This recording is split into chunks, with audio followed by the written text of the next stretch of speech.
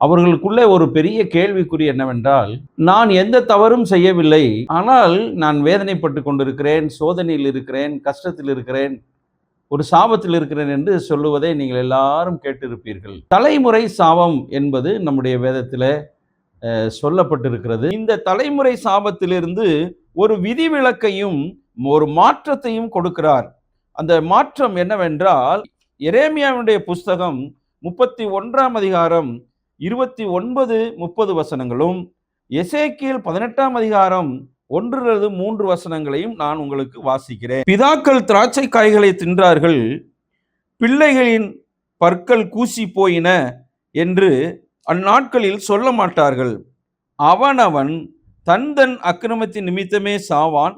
எந்த மனுஷன் திராட்சை காய்களை தின்றானோ அவனுடைய பற்களே கூசி போகும் என்று சொல்லி கர்த்தரே சொல்லுகிறார்.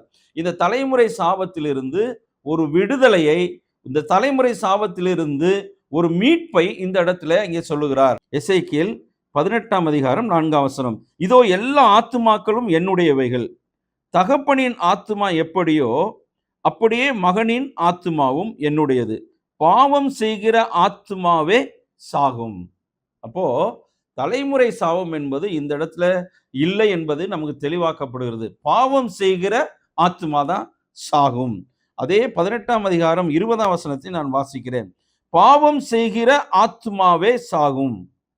குமாரன் தகப்பனுடைய அக்கிரமத்தை சுமப்பதும் இல்லை, தகப்பன் குமாரனுடைய அக்கிரமத்தை சுமப்பதும் இல்லை.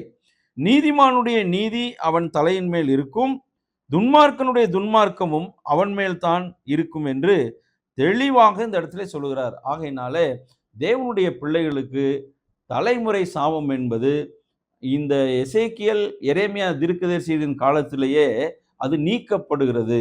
பாவம் செய்கிற ஆத்துமா தான் சாகும்.